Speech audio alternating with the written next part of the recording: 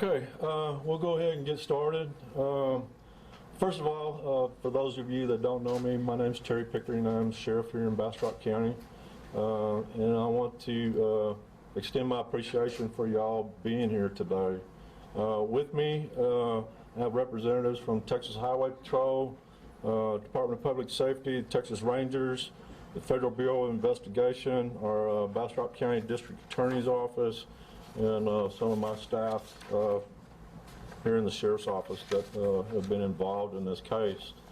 In light of the fact that of everything y'all have reported up to this point, this is probably going to seem anticlimactic and a little mundane, but essentially we're here today to announce or confirm the arrest of two persons in regards to the murder investigation of Samantha Dean and her unborn child, Madeline. Former Austin police officer VonTrey Clark was taken into custody pursuant to an arrest warrant for the offense of capital murder at 12:03 a.m. on today's date at Austin Bergstrom International Airport as he arrived from Indonesia in the company of federal agents. Mr. Clark is currently in the Bastrop County Jail where he's being held without bail. Yesterday, another warrant of arrest for the offense of capital murder was delivered to a Kevin Leo Watson, who is currently in the Harris County Jail on unrelated drug charges. The bail on the capital murder charge for him is set at $1 million.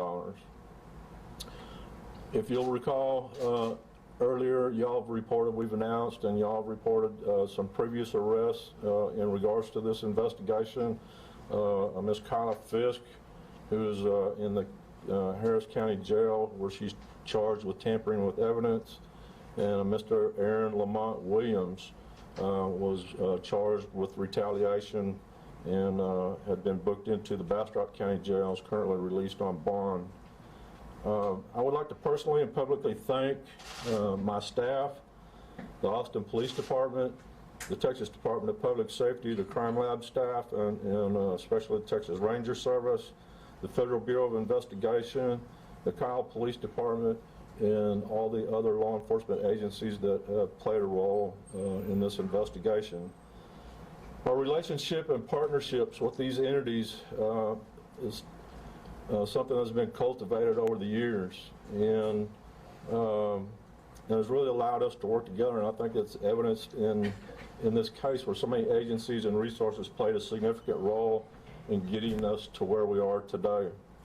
Since the early stages of this investigation, everyone has remained steadfast in our common goal, which is to seek resolution and justice for Samantha, Madeline, the Dean family, and Samantha's extended law enforcement families at the Kyle Police Department and Austin Police Department.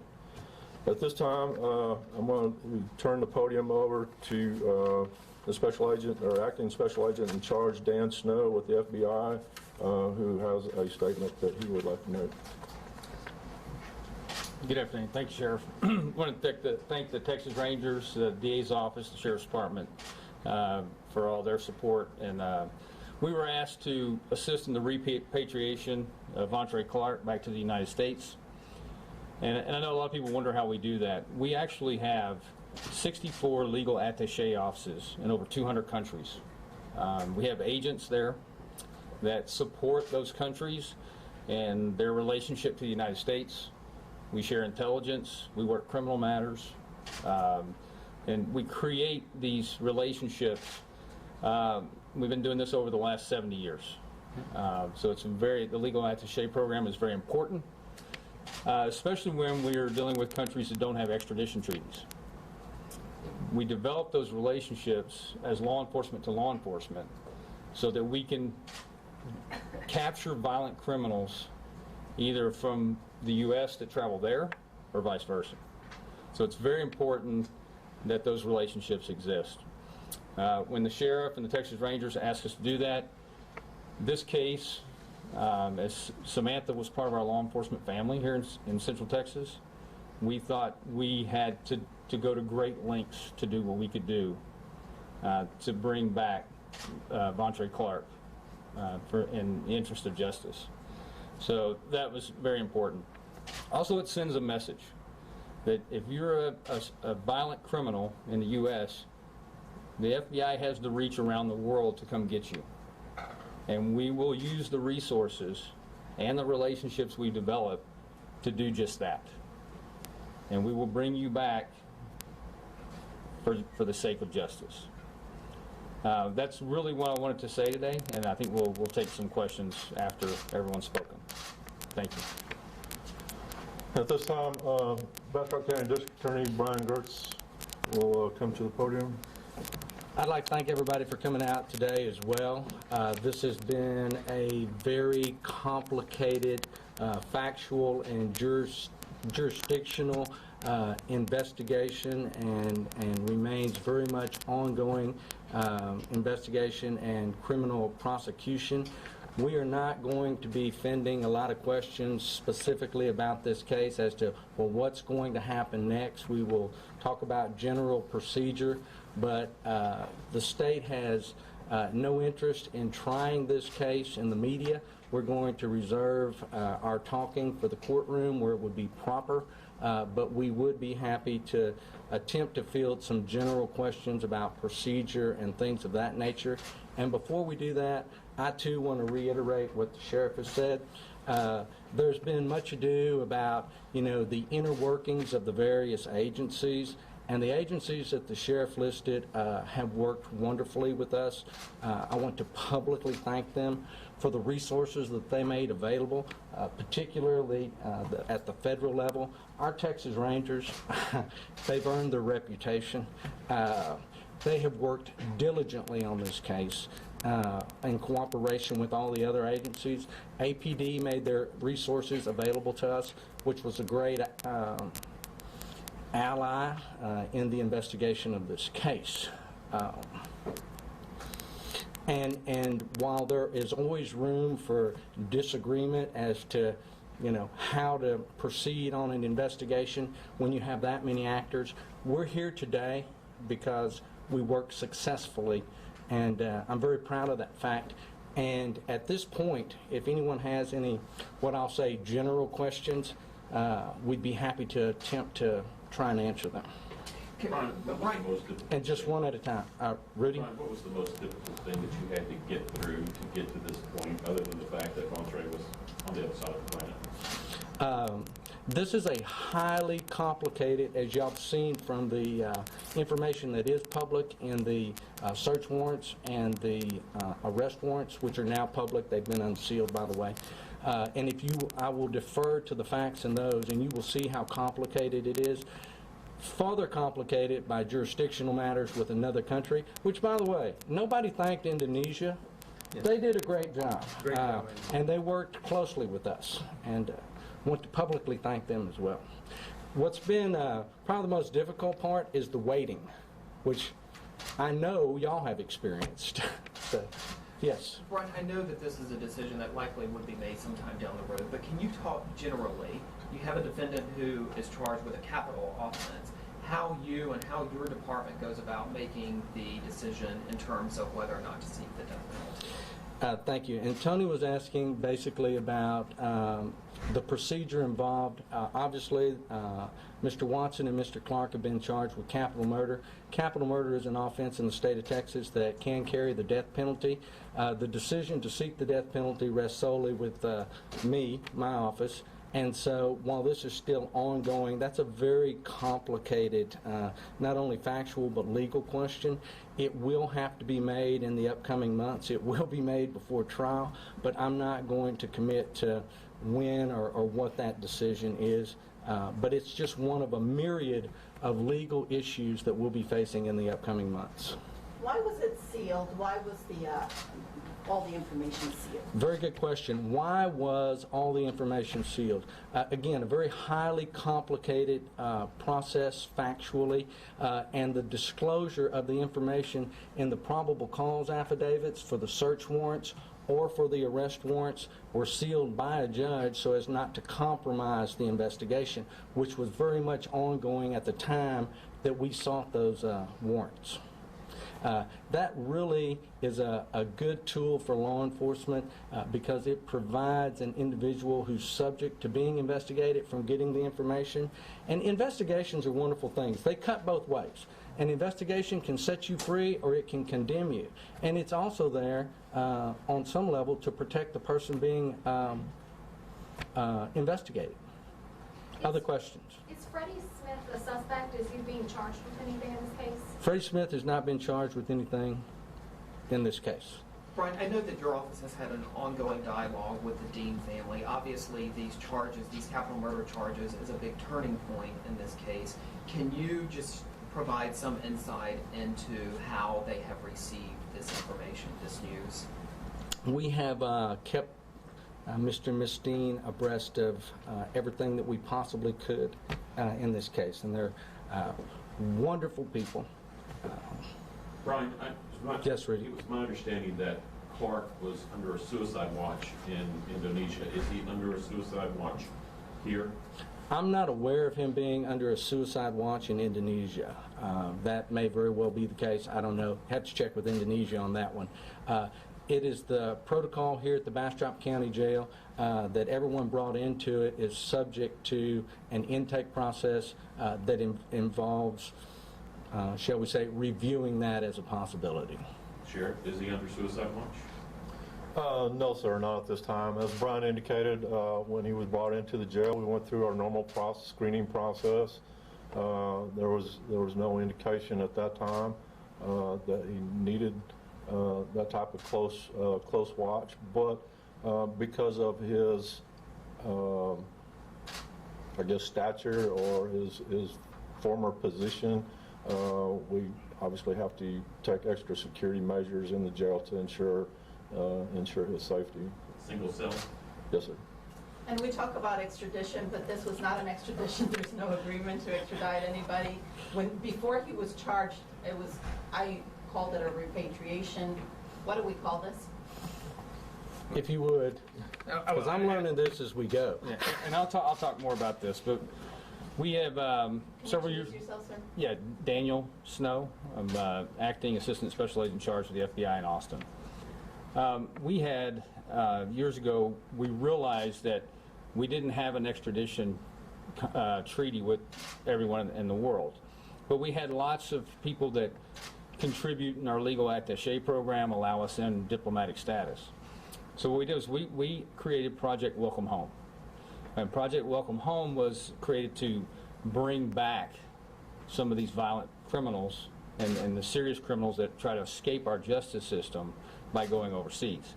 And that project is funded separately so that we have a congressional budget line to go get people from different countries. So this was not an extradition because there's no treaty. So what happened is when the Indonesians, who we have a really good relationship with, reviewed the Interpol Red Notice, which talks about the warrant, what he's wanted for, and they reviewed his documents, they decided to expel him, basically. It's like an immigration violation. So we had canceled his passport, so he had nowhere to go. So he's expelled, so they kept him until we came and got him. And that's actually how it happens. Agent Snow, it obviously took many days to get VonTrey Clark back into the United States. Would you mind taking us behind the curtain just a little bit about some of the things that were at play in that process? Well, there's always, like for any of us traveling overseas, you always have, and it's almost a diplomatic mission in a way. So there's lots of bureaucracy, there's lots of weather delays, mechanical problems, things of that nature. So it takes a lot of planning, a lot of pre-planning. To go that far takes lots of pilots and security and things of that nature. If you're bringing a suspect back, and we also were concerned with his prior training as a police officer about security on a long flight like that. So there are things you have to weigh. Do you fly them commercially? Which we transport prisoners around this country commercially all the time. But due to the circumstances, we chose not to do that. We can charter a plane, which is basically what happened. Brian, Are the arrest warrants unsealed now, and when do you hope to take this to grand jury? The arrest warrants have been unsealed. Both Mr. Watson and Mr. Clark's arrest warrants have been unsealed. They would be available, the probable cause affidavits would be available with the Bastrop County District Clerk's office. I spoke with them earlier. So they will be available this afternoon. They've both been unsealed. As far as an indictment, one of the things that, again, we're not going to talk specifically about this case, but from the date that a person is arrested in the state of Texas on a felony charge, the state has 90 days to indict. Other questions? General questions? Any charges for anybody who helped VonTrey get to Indonesia in the first place?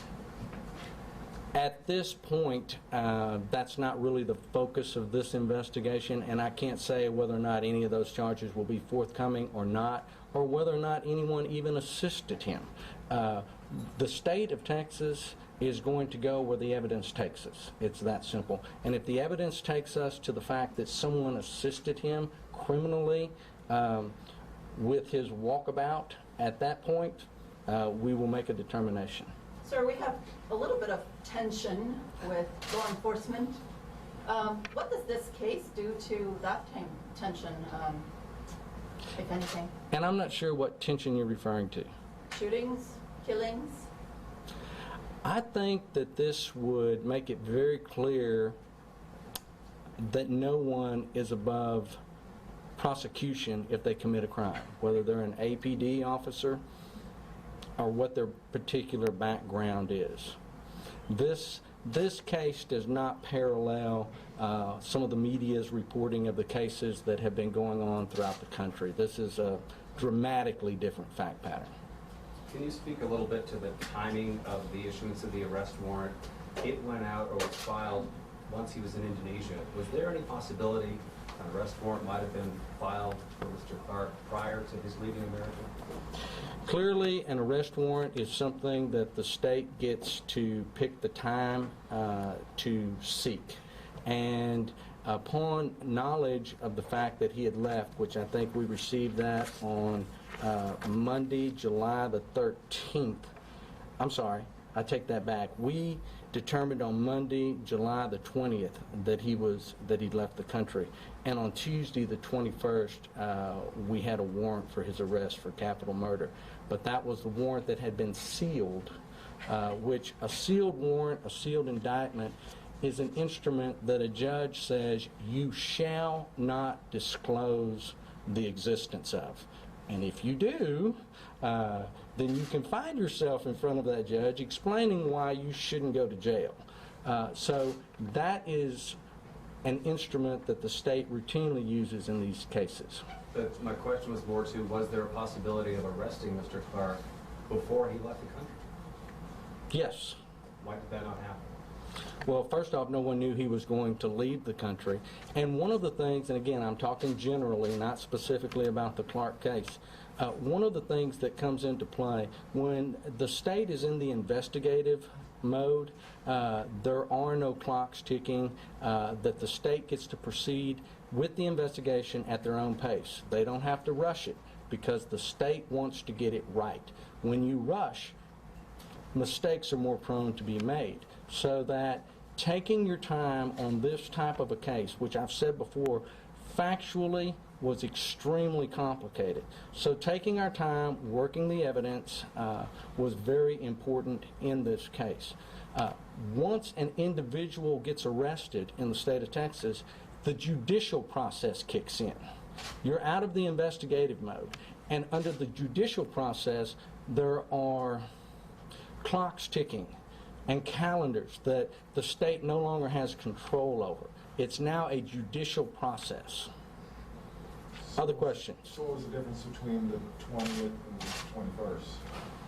Why couldn't you make that decision? Well, one of the differences was he left the country. And that was a poorly timed decision on his part. Other questions?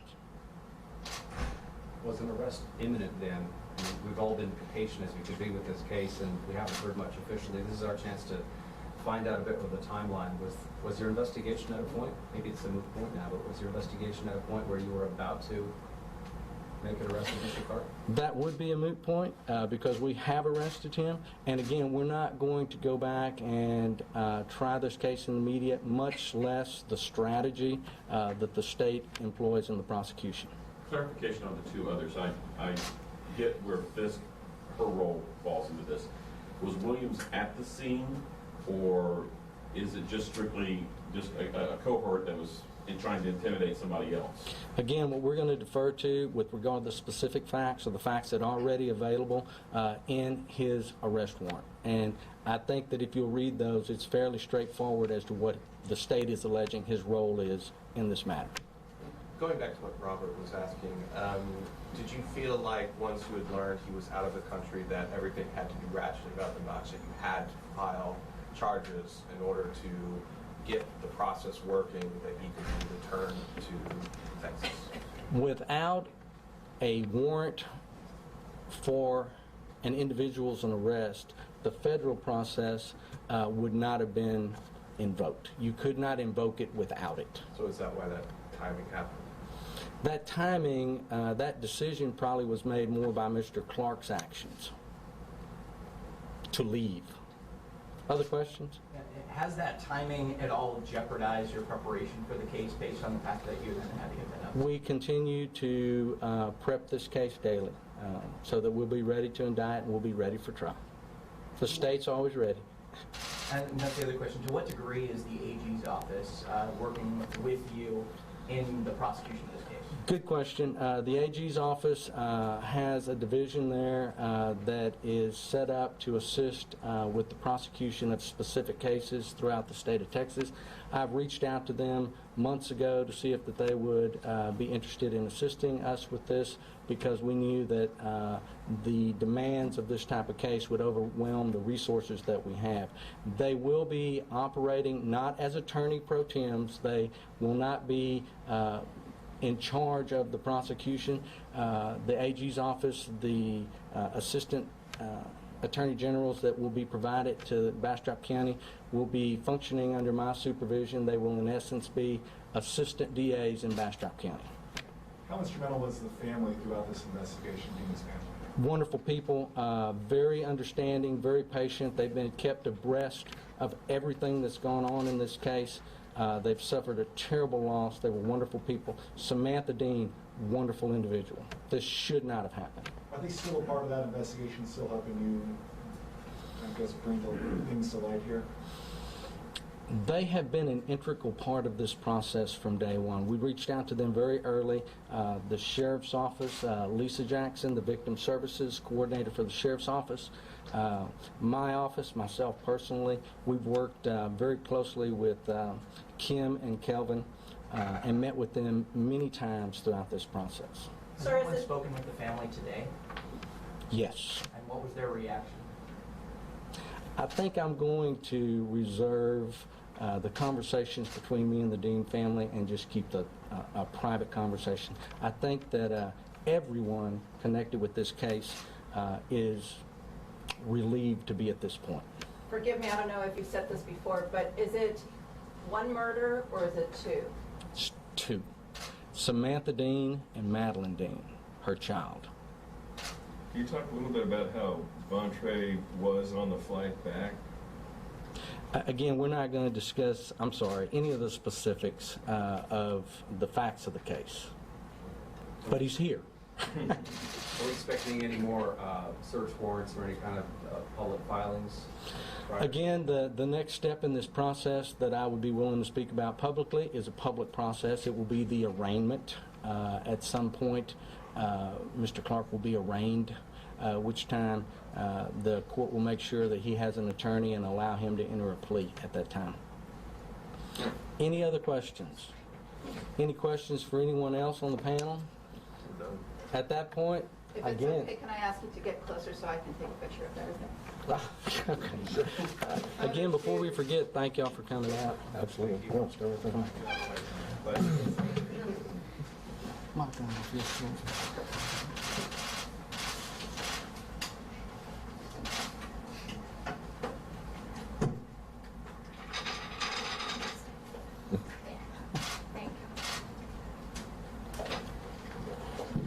Take a pictures of a family reunion.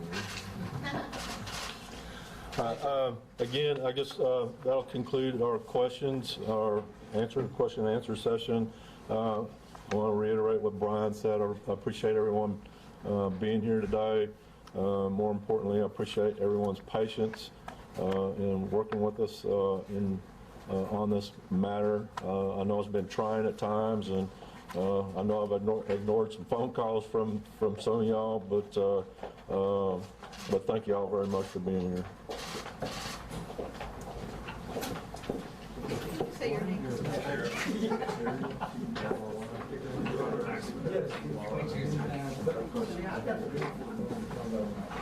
Oh, I look different.